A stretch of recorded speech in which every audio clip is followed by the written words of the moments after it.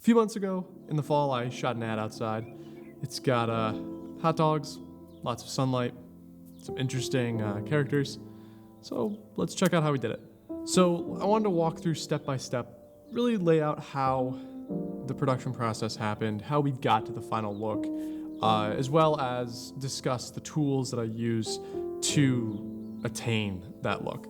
So this was shot with a combination of an FX6 and an FX3 with the Nisi Athena 25, 50, and 85 lenses. So normally the way that the production pipeline works is director will approach me with a finished script and they'll come to me and be like, hey, this is what I have in my brain. Why don't you come up with some reference visuals as well? We'll have a meeting on what this should look and feel like. So I went on the frame set as well as just kind of looking around onto other websites.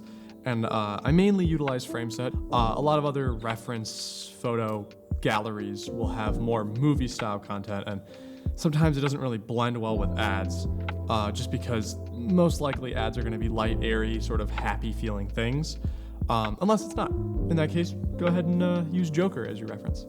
Director and I tossed a bunch of ideas back and forth. We landed on this one look from this ad from this DP Brennan Full, and then we also really liked the other look of this ad I found off of FrameSet. More about FrameSet as well in a little bit. They're sponsoring this video. So I really loved the sunlight look, the soft sunlight look that Brennan's shots had.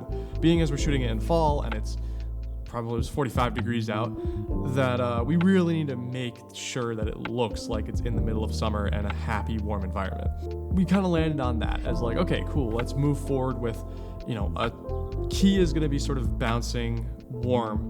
So I know that we're gonna need a big soft source for that, bouncing into some form of ultra bounce or something along those lines. Our other side of the space, we're gonna have a hard edge light coming in. Again, enough punch to be seen, maybe not enough punch to overpower or clip, but just enough to really nail down that, okay, cool, there's sort of sunlight coming in from somewhere. So next challenge was trying to find an actual suitable location to shoot, because by the time we had already got this through our production pipeline, the leaves were already gone. It was fall. The leaves were on the ground, and we were like, it needs to be summer. We can't just have sticks for all of the background.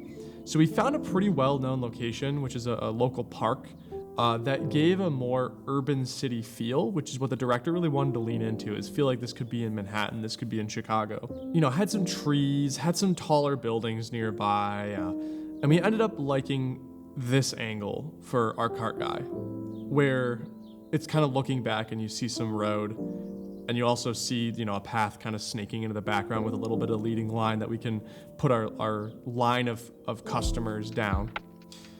And then the flip side, the director and I landed on this shot for the woman ordering. Kind of have a little bit of this statue in the park kind of creeping into frame. And there's a good amount of tree coverage as well still at the time when we scouted this, where it didn't feel too barren, it didn't really feel like fall had taken over fully. And it allowed us to be able to shoot a little bit more of an upward angle without having to worry about it wrecking the mood.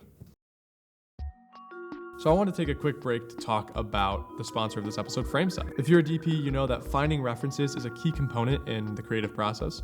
And FrameSet, for me, has made it super easy to find a wide variety of visual references in different types of styles. From commercials, films, documentaries, anything you could want as a reference, they have it. So I highly recommend giving them a try.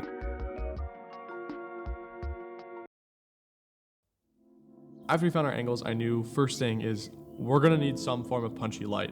So I was talking to our gaffer that we had on this one, and I wanted something that could give us that bright commercial look, like I mentioned, based off of the examples that we pulled from FrameSet and Brennan. I was like, immediately, I'm like, what about a M40 with a 12 by ultra bounce? Like enough where we can scoot it in close, really blast the M40, and bigger light, softer source.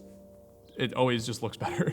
For the nice edge fill light though, I knew that I didn't want to go too powerful because I don't want it to clip.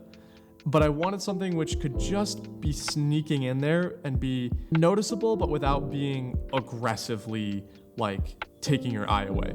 So I chose just to do the 600X with a spotlight attachment to it, because I knew that would give us just enough where if you put it on full blast and you really center the spotlight at their head, that it would be able to give enough punch to showcase that there is some sunlight creeping through and some hard light edge on both of them, sort of, you know, making it more three-dimensional and everything. So the last thing that I knew after kind of looking at the top-down lighting plan was that we needed some negative fill somewhere, right? Like right now we only have lights. So I was like, we'll take some floppies or a 6x Duvetine and just move it in real close at the camera side of their face, backlight them nice.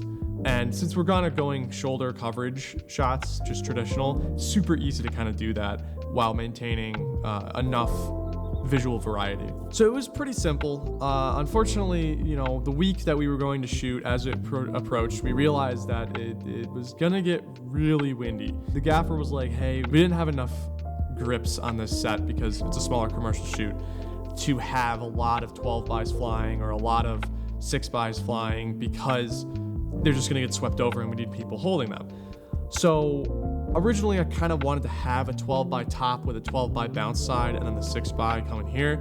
So we kind of scratched the top 12. We kept our main ultra bounce 12x and then we just brought in some floppies to fix the negative fill side. And I think it worked great.